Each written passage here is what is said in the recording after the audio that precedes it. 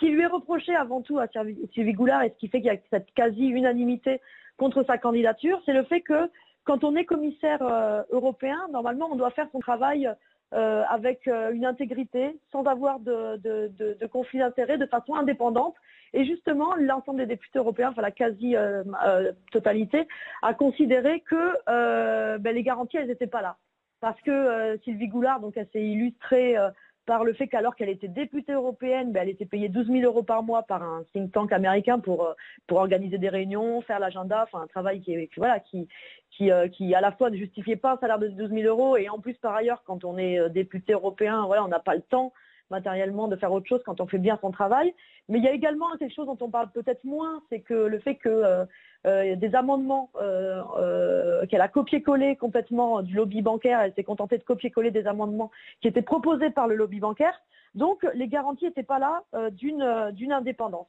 C'est vrai que c'est quelque chose d'exceptionnel. C'est la première fois qu'un commissaire est rejeté. C'est vrai qu'on est souvent dans une ambiance au Parlement européen assez feutrée, courtoise, où il y a cette ambiance assez d'unanimité. Et bien là, non.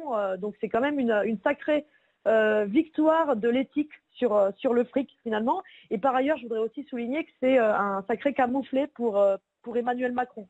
Alors on se souvient que c'est pas le premier camouflet parce qu'Emmanuel Macron déjà quand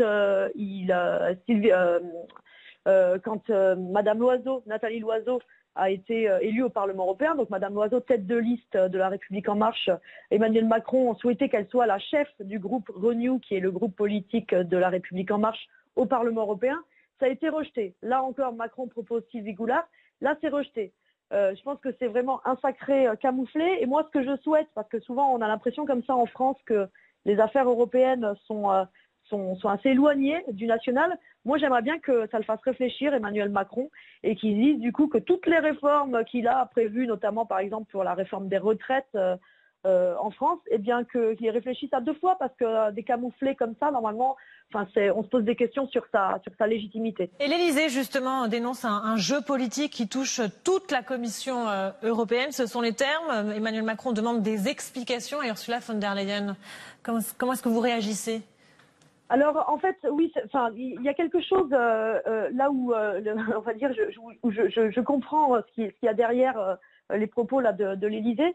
C'est que, en fait, il y a eu d'autres. C'est la première candidate commissaire désignée à la Commission européenne qui est rejetée par les députés.